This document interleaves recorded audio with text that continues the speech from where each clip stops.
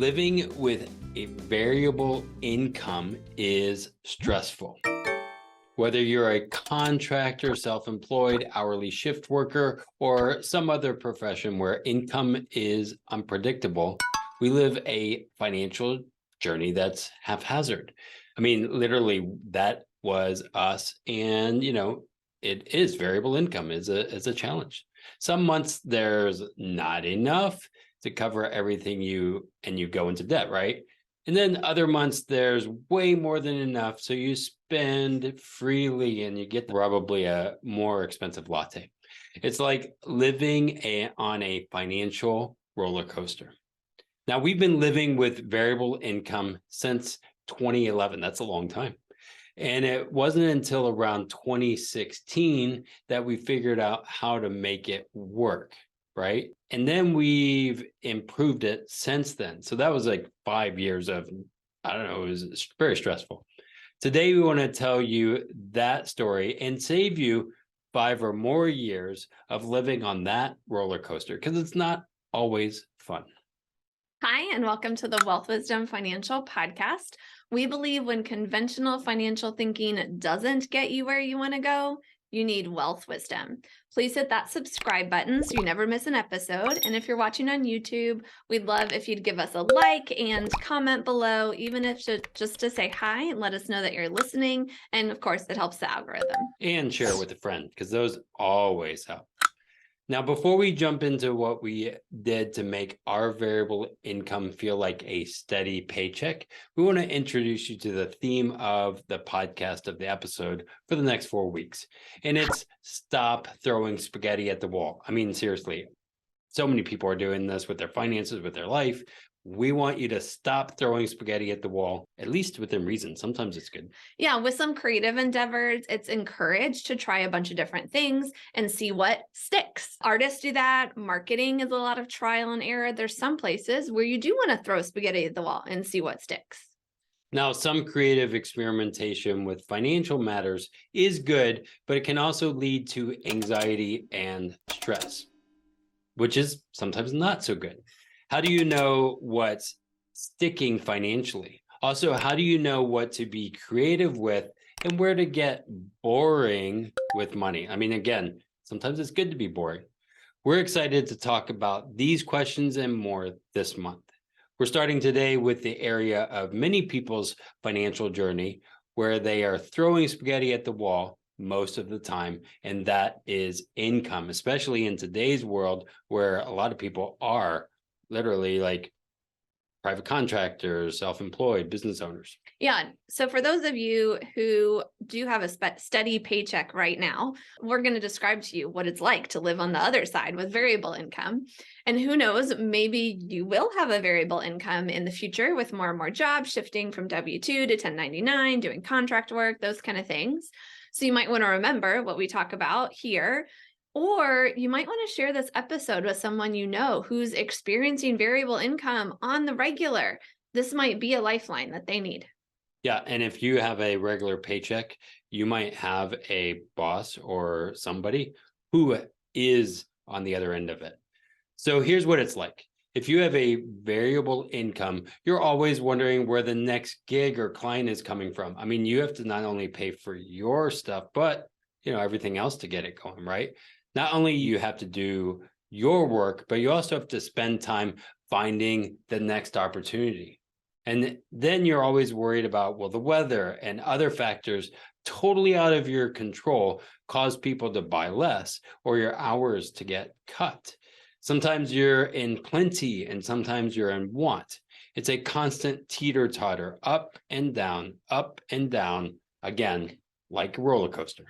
Now, I just finished a book by Wendy Suzuki called Good Anxiety.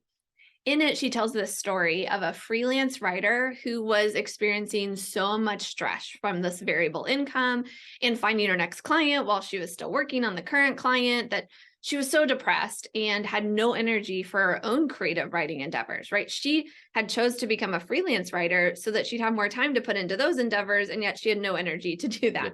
So she decided to switch things up and find a full-time W-2 job. Sure, It wasn't as interesting as of work, right? I think it was something like a cat and dog magazine, not super exciting for some people, I guess. But the steady paycheck calmed her anxiety. It reduced her stress.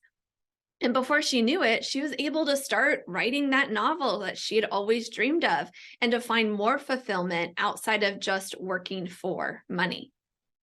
Now, that might be some of you. You might need to temporarily or permanently get a regular paycheck. And there's nothing wrong with that.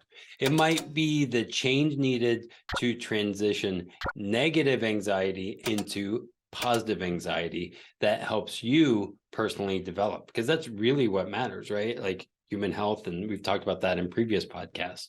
So, go with that if it needs to be. Yeah.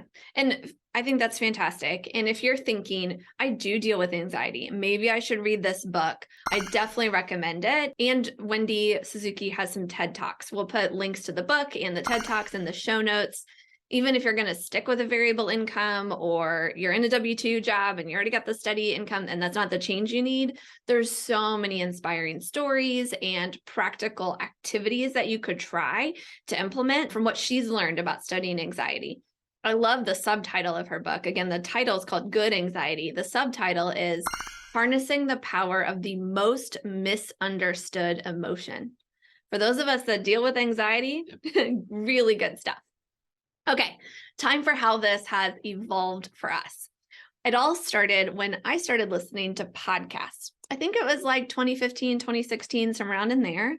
And I wasn't sure where to start. So I Googled, the best podcasts currently. And I found a list of like an online ranking of the best podcasts. And on that listing was the Online Marketing Made Easy podcast with Amy Porterfield. I started listening to that. I subscribed. I listened to every episode at the gym. It was great. And at some point, she had a guest on the show named Mike Michalowicz, who talked about this idea he called profit first.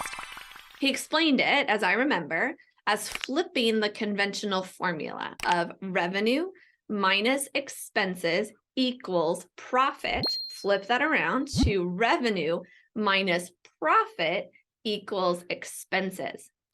Now, that's all I heard. That's all I remember from the whole episode. Didn't get his book, didn't do anything. I just thought, easy, I can do that. Then I pulled out our personal budget. I calculated our minimum that we needed to pay our bills, put food on the table, save away a little bit for our future. And I started paying that amount to us as our salary on the first of the month, every single month, like clockwork. And then for the rest of the month, we just figure out how to make the business work from there. We talk to our staff about reducing waste, encouraging them to do little things like sell an extra pastry every time they worked, right? Let's reduce our operating expenses. Let's increase our top line revenue, all those juicy, fun things. And guess what? We still paid everyone on time. We still paid all of our bills within the business. And most importantly, we were not worried about our personal finances. Yeah, because you learned paying yourself first, something that was key and something that business owners tend to forget, right? Now, fast forward to late 2018, I had started listening to Mike Michalowicz's podcast, because that's when the craze of podcasting was happening, right? So just starting out. And he offered everyone who left a rating and review a free copy of his book, Profit First. So I was like, oh, that's awesome. Christmas was just around the corner. So I followed his instructions, got the book, wrapped it up, and put it under the tree for Amanda for Christmas. And we've talked about this before. This is the book. Yep, that was the book. It was a great free gift. Didn't cost me anything except for my time. And she devoured the book before New Year's Eve. And in 2019, we started full-on implementation of the Profit First system. She was doing it like as the steps, everything. Now, for those of you familiar with Profit First, awesome. We hope that what we share next is a variation that helps you. If you're not familiar with Profit First, it can be as basic as we described earlier with flipping the typical formula on its head, but it works best with full implementation where you separate profit, owner's compensation, taxes, and operating expenses and allocate funds to those buckets by percentages of your real revenue, right? Percentages, not dollar amounts.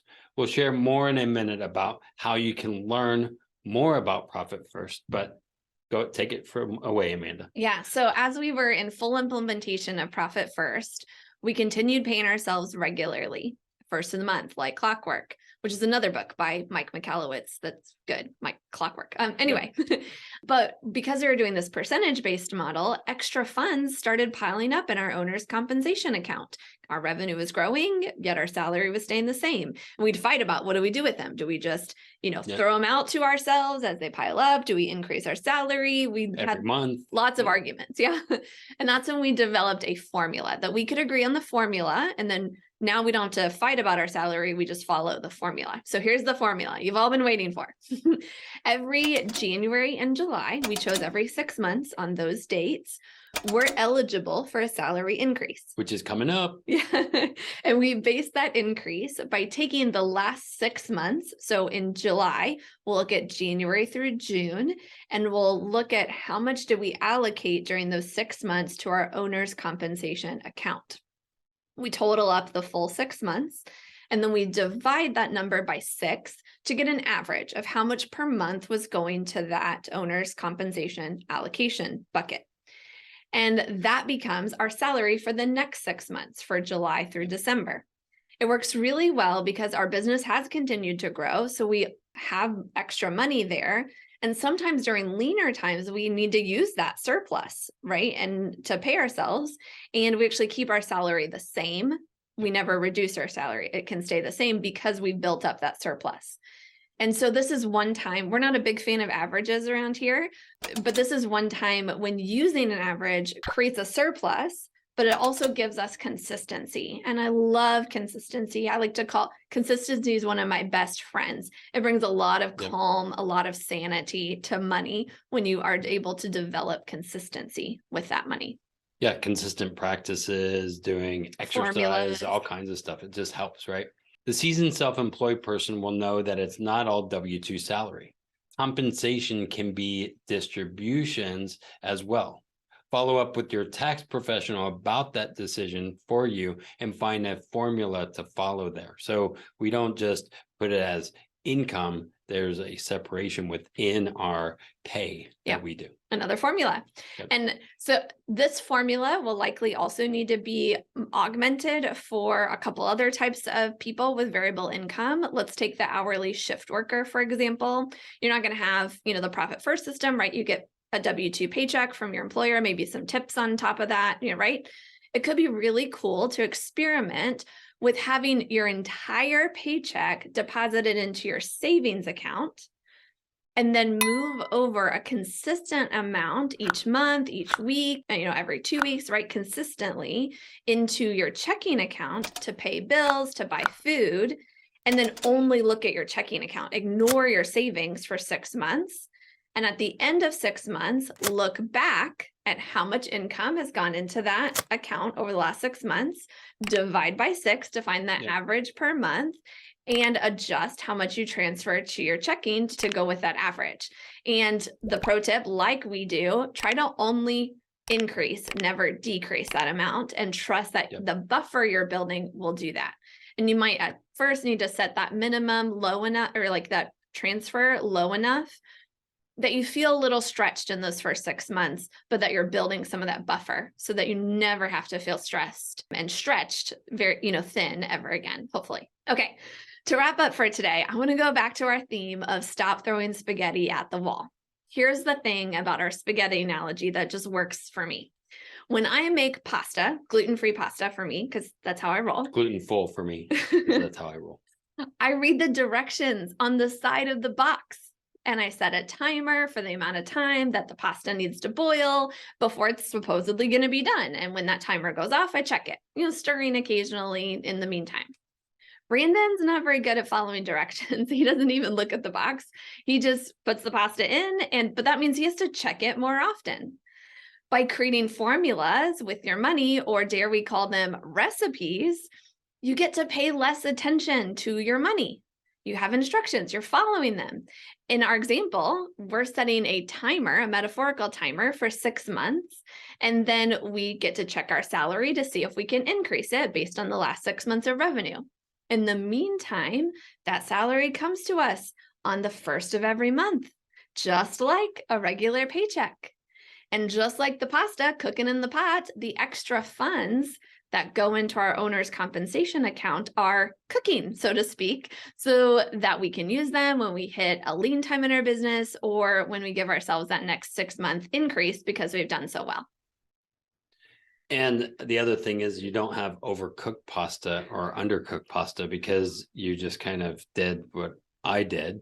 And again, sometimes it's good if you kind of are good at timing, but oftentimes I've had overcooked pasta and it's not so good, but I still eat it because I screwed up on it, right?